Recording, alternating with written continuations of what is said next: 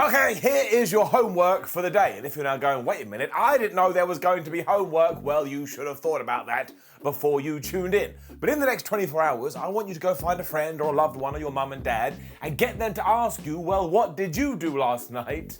And you have to go, I saw a man climb a really big ladder. And then he just dove into a bed of chairs and it was really cool. And then write down their reaction. I think you'll be surprised. And that doubly goes for me because I still haven't gotten over it. And if you know, you know. If you don't know, don't worry. We're going to talk about it. But hello, my name is Harwood from WhatCulture. I love professional wrestling. I don't care about the letters above the door. I just enjoy predetermined sports. So because of that, AEW just had a little show called Dynamite. So let's give the good bits an up. That's right, finger of power. I did it. And the bad bits are down.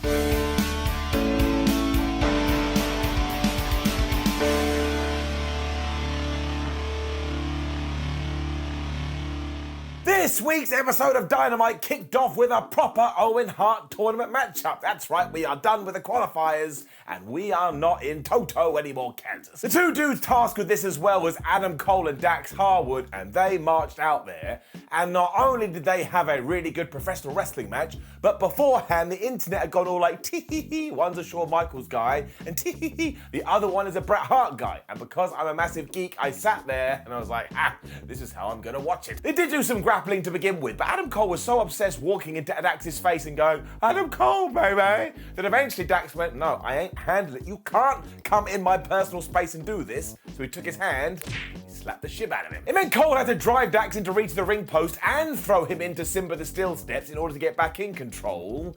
And I don't like it when wrestlers do this because I have to question myself.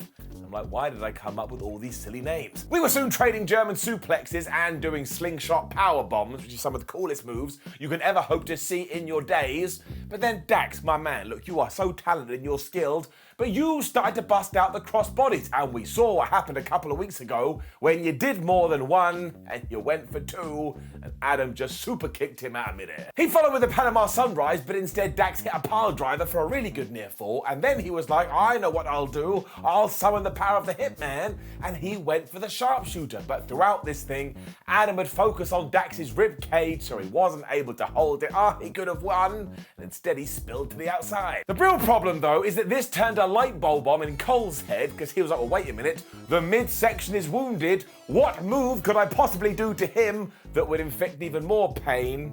And he put Dax Harwood, think of this, in the sharpshooter, and Dax had to tap out. I mean, that is tragic stuff. I'm pretty sure Shakespeare wrote it. This was just an awesome story to start the tournament, and I bet you Adam Cole goes all the way to the finals. Hell, maybe he wins the thing.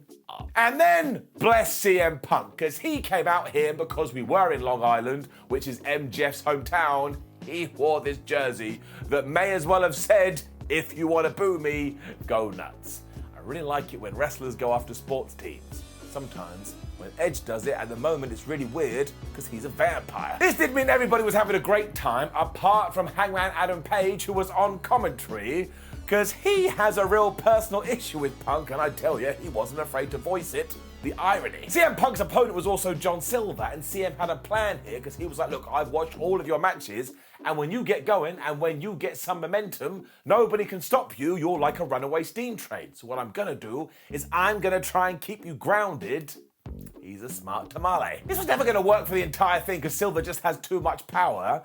And not only did he hit a brainbuster onto CM Punk, but he followed it up with a tornado DDT. And I had one of those out-of-body experiences where I'm like, wait, it's 2022, CM Punk is wrestling, being dropped on his skull, and it's happening courtesy of John Silva. We are living in a wonderful place. Thankfully for Punk, he did have a shoe, so he booted John Silva right in the head.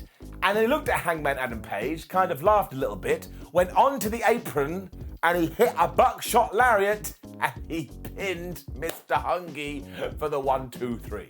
He may as well have got a gun out and started firing shots. Page flew to the ring after this too and got right in CM Punk's face, and Punk was like, you need to calm down, boy. It's not personal with me, it's just business, and I'm gonna take that title, and obviously the cowboy disagreed. CM Punk still tried to be respectful here and said, look, even when I do take your championship, I will still shake your hand. Hangman was like, oh yeah? Do you know what I'm gonna do? and he flipped him off. So this was just great, as was the match. I mean, it's so damn interesting, it's so damn compelling, and while I think CM Punk is going to become the AEW World Champion, am I sure? Not at all. Up. Britt Baker, Jamie Hayter, and Rebel then backstage talking about the Owen Hart Cup tournament because Britt isn't happy that she has to face a Joker, although it is going to be fine because she will beat this person. Jamie Hayter will beat Toni Storm later, and then those two will clash in this cup, and it will be a fair fight. And all you had to do was look at Jamie Hayter's face. I don't think she agreed. I was then so happy, and I mean like literal happiness in my veins. Felt wonderful. For it was indeed Danhausen making his wrestling debut on Dynamite, and he was taking on Toni Nese. And the first thing that Danhausen tried to do was curse Tone, and I don't think this helped. And it definitely didn't when that ass-white Mark Sterling distracted Danhausen. He got beaten up, he got smashed with a knee right in the face, and Toni Nese pinned him in around about 30 seconds. So there you go, all you negative Nancy's going, stupid, doesn't make any sense. Well, it does now. You can't complain. These buffoons then went on the attack afterwards because they were so annoyed that Toni Nese hadn't got an entrance, but Danhausen had done. And by the way, his entrance music is brilliant. And I sat there the whole time going, please send Hook, please send Hook. For the love of everything, please send Hook. And we sent Hook. I mean, if he hadn't have come down, I think I would have cried, but eventually the heartthrob with the wonderful hair did march out. He chased these guys off, and Danhausen, put his hand out, and Hook did the same, and they shook palms. I was like, yes, yes, my life has peaked. This could lead to a match too, because Mark Sterling is a wrestler, and he's really good at the goofy stuff, and as I'm going to say until the day I die, look at this weird stance I've taken on, goofy wrestling for life, I love it. Which then brought us more sports entertainment in the next segment. So I was on fire. But it was a contract signing between MJF and Wardlow, and once again, because we were in Long Island, you could not help but sit there and think to yourself, well, this is going to be mighty fascinating to see how it's going to play out, because Maxwell's going to be treated like a hero. Wardlow was first to go to the ring, and as ever, he was accompanied by security. And before MJF did make his entrance, he had made this whole parody of Dark Side of the Ring, telling us how much of an asshole Wardlow was. And if you haven't seen it, you need to go out of your way and change that now. It was very funny, it was very creative, it was very clever, and it made me feel all warm and fuzzy in my tum-tum. I mean, I'm pretty sure Barry Horowitz was in it at one point, so we have to pat ourselves on the back, and eventually Friedman did walk out here, and everybody just lost their damn minds, and he got a microphone and he said, do not forget, it's me versus Wardlow, or David versus Goliath. He also talked about how he's Jewish and he's returned to the Holy Land, and he's not talking about Israel, he is talking about Long Island, so everyone's just like, oh man, we're having the greatest times of our lives. And while he pretended he was going to allow Wardlow to speak, all he actually did was get every single person in this venue to boo the man. I mean, to borrow a term from WWE, it was Bizarro World. I really do love crazy wrestling segments like this though, because they just work on every level before we did get into the business, or what Wardlow's going to have to do if he does want to face MJF at the pay-per-view. So, here is the deal. Stipulation number 1 is that he has to be whipped 10 times. And we've done that before. Number 2 is that he has to wrestle inside a steel cage and beat Shawn Spears. And yes, once again, we've done that before. I mean, Wardlow knows. And number 3, if he does get to Double or Nothing and he loses, Wardlow is never allowed to sign a contract with AEW. Wardlow was cool with all of this because he just wants to murder MJF, and because he was struggling to sign his name on the dotted line because he was handcuffed, MJF got sick of it and said, look, just take the cuffs off him, let him sign, and then make sure you recuff him. But they weren't able to do that, and Wardlow became a crazy man, and he just destroyed everything. I mean, Shawn Spears was trying to use a chair, and that failed, and at one point Wardlow also got MJF, but in the end he didn't. So he grabbed Mark Sterling, who is MJF's lawyer, and he just threw him through a table, and you just need to look at this guy, and you can feel it. You can feel it in the bones. He's gonna be a star. And I know, well, I could have predicted this beforehand. That's not a bad thing, as DDP used to say. That's a good thing. It means we did exactly what we should have done, and I can't wait for all this. Like, imagine AEW comes up with a solution where Maxwell does win. We are all going to die. It is getting it up. We then got some serious teasing about who the Joker in the men's Owen Hart tournament is gonna be, and because that person is facing Samoa Joe, Sonjay Dutt and Jay Lethal were like, well, it's not us. And this is where we cross our fingers and go, Cesaro, Cesaro, Cesaro, when it was time for Ricky Starks versus Jungle Boy. The FTW title was also on the line, and as these young pups always do, the first thing they wanted to establish and remind everyone is, look, we do know how to wrestle, we do know what we're doing, let's do some grappling. And in fact, at one point, Ricky Starks was even up here before Jungle Jim was like, nope, and he smashed him with a lariat. They were then just doing DDTs, they were reversing DDTs, they were thinking about DDTs, how he did it with DDTs. I think they were dreaming of DDTs when Ricky decided, actually, no, I'm going to go for the Rochambeau, and then from nowhere, Jungle reversed that into the most devastating move in all of sports entertainment, the surprise roll-up. And while this has worked for him before, he still is quite inexperienced, so he wasn't able to hold him down. I was plugged in at this point, so give me a socket, especially because Starks then hit a spear out of nowhere, and I was like, where did that come from? Although somehow Jim was still able to get back to his feet and lock in the snare trap. And Ricky Starks' face here was just like this. And it looked like he was going to tap out, but my word, he got one finger onto the rope. While he was there too, he decided, well, why don't I grab the FTW title and try and smash it into Jungle Boy's face, which is when Swerve Strickland, who must have been watching from the back, ran down. He was like, don't you dare do this. I won't have it on my watch. And he stopped him. But this meant the referee had to deal with Swerve. Back in the squared circle, Jungle Boy did hit the most devastating move in all of sports entertainment. He had Starks down for like a 9 count, but the official wasn't watching. When he finally got back in there, Ricky Starks hit the Rochambeau. He got the 3 count. This powder keg is about to explode. Because now it just means we've got triple beef between the Jurassic Express, Swerve and Keith Lee, as well as Starks and Hobbs. And everybody came out here and was just looking at the other one, which means we're going to get this triple threat tag team match, and flub me sideways, it's going to be excellent. And we also had a tease in the ring, because Jungle Boy was on the ropes going, I can't believe I lost, I can't believe it, how am I ever going to get over this? And it looked like Christian was going to deck him. Now he didn't, he just gave him a hug, went, man, I love you, but you know it's coming eventually. And all of this is, well, it gets me excited. Get it up. We then needed to calm down after this, and I suppose we kind of did, but not really at all, because it was time to appreciate the Chris Jericho Society. As ever, Angelo Parker and Matt Menard were great here. I mean, they even talked about their nipples for a little bit. And when Jericho did get the microphone, he was all like, oh, hey, did you know I was actually born around here? Give it a beat, give it a beat. But I moved away early because it's a dump. He was then threatening to burn a fan because he now is a wizard and can summon fireballs. So I'm enjoying this evolution of Chris Jericho into Dalsim, when he actually had the audacity to go, look, Eddie Kingston, don't bother ever turning up on Dynamite again. You need to take care of your wife, and if you don't do it, I'll do it.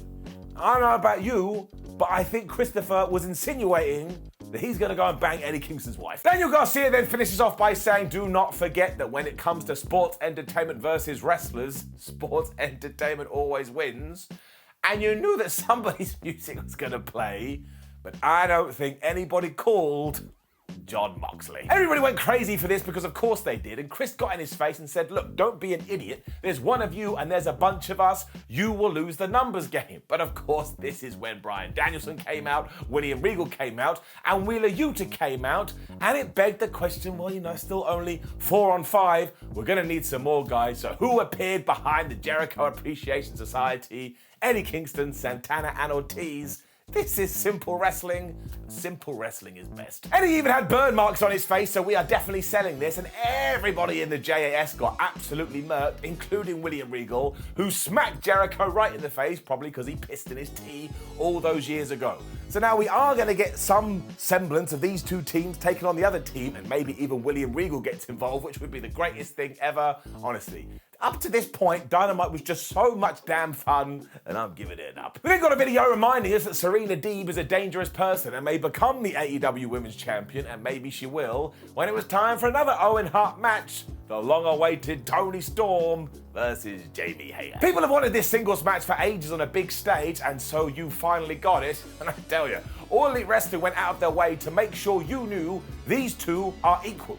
So if she punches her, she will punch her back. And if she goes for a submission, you know a submission is about to be retorted. I mean, it was proper wrestling tennis. So it was tit for tat the entire way, but this is a really smart way to approach it, because at some point down the line, you are going to want to light a fire under both of them. So if you keep them both strong, it makes it so much damn easier. We eventually got this DDT on the floor, because who needs a brain when Toni Storm busted out this X-less crossbody? But what did I just say? Almost instantly, Jamie Hayter hit an even better backbreaker. They got their rackets out. Jamie also hit a Uranagi on the apron, and I went out there and I checked it is the hardest part of the ring.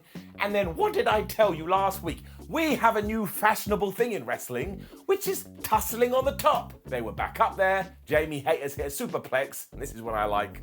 I know who's going to win here, and I know who's going to lose, because Britt Baker's friend is getting a lot of offense. That happened almost instantly too, because in short, Storm rolled out of this. She was able to hit the Storm Zero. She did get the 1, 2, 3. She will go through to the next round of the Owen Hart Cup tournament. Eventually, Jamie Hayter is going to fall out with Britt Baker, and it's probably going to happen in the next few weeks. If you give it a smell, it just seems obvious. This was a fine, decent, good match. Up. We ensured to promote the TNT title as well, because we had another video for Scorpio Sky here and telling us that come Friday on Rampage, it's going to be Scorps taking on his old friend Frankie Kazarian. We then cut to Kaz, who was being interviewed, where almost instantly he got interrupted by Sammy Guevara and Ty Conte. So bring it down, that is 42 interruptions in AEW and 120 overall.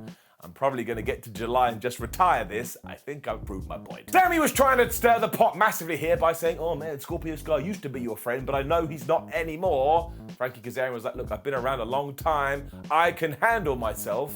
So something is brewing come Rampage. And there's only one way to find out. Not true, there's two. You can watch it, or you can watch me. Which brought us to our main event, and honestly, Jeff Hardy is nuts. Darby Allin is nuts, and I'm actually pleased they only got 10 minutes here, because even if they had gone 15, I don't even want to know what the flub they would have done. And I mean, it had already been made clear earlier in the night that Darby Allin had gone to Tony Khan and said this should be an anything goes match, and Jeff Hardy had agreed. And I don't think two wrestlers in the history of the business have ever taken that phrase so literally. I mean, the first thing Allin did was this rocket drop kick and this dive, which was absolutely stupid. And then he was just getting chair after chair after chair after chair under the ring, and he was basically building him a steel chair house. I mean, you would not want to live there, obviously, and Jeff Hardy got back into this by grabbing Darby Allin and throwing him to reach the ring post. But then he went back under the ring and he got this ladder that was so tall, I don't understand how it fit under there. It was like Mary Poppins' bag. Now, Hardy took too long to get up there, so Darby Allin caught him and crotched him on the ropes. But then he took Jeff Hardy's body, he put it on the chairs, close your eyes. He went up to this, honestly, 20, 25, 172-foot ladder, and he did a senton bomb off the top onto the chairs where Jeff Hardy was. Now, it's one thing when it's a table, but a chair doesn't give. It honestly looked like Jeff Hardy was dead because a human being just smacked him right in the face. I could watch this 900,722 times, and I ain't gonna believe it. And if it comes out one day, it was actually CGI, I'll be like, finally, it makes sense. I can only come up with a solution that both guys beforehand and said, do you like walking? I don't. I think it's overrated, especially because seconds later, Jeff Hardy was in the ring. Darby Allin was gonna do the coffin drop, but Hardy got to the apron, so he thought, well, I'll do it anyway. Jeff moved, and he smashed right into it. And then I think Jeff Hardy was upset, like, no, you don't get to hurt yourself more than I get to hurt myself. So he went to do a swanton bomb on Simba the Still Steps. Darby Allin moved, and he crashed into that. Just applaud him. Just applaud him. They doing this for us. But my word, they're on a different planet. Clearly, Darby didn't learn at all, because he then went to coffin drop number 2, and he was able to hit it. But in a nice callback to Jeff Hardy's match with Triple H, which I believe was at No Mercy, the ref went 1, the ref went 2, but at the last second, Hardy cradled, or I suppose used the most devastating move in all of sports entertainment, to surprise Allin. He got the 1, 2, 3. And I don't know why that worked for me, but it just did. You gotta go by how your tum-tum feels. Tum-tum felt good. Either way though, I would never down this, because if you know anything about wrestling, you know how hard it is, especially when you're doing stuff like this, and all the fans went crazy, and the Undisputed Elite were out afterwards, because now we're gonna get Adam Cole versus Jeff Hardy in the Owen Hart Cup tournament, which I think is probably a dream match. I'm just gonna give it an up, and now I have to go lay down. And all I did was watch it. Which brought us to the end of an AEW Dynamite that I thought was really good from start to finish. It has got me so pumped for the Owen Hart Cup, and it's got me pumped for Double or Nothing. Take my money, give it an up. Now please do leave a comment below and let us know what you thought about last night's episode of Dynamite. Like the video, share the video, and subscribe. Head over to WhatCulture.com where you can read yourself some articles. Make sure you come follow us on social media. I'm gonna let you in on a secret. We may have some other videos on the channel. There's only one way to find out. My name is Simon for WhatCulture. Thank you for joining me as always. Know that I love you, but we have to go to dinner first. I've said that one before. Damn. Goodbye.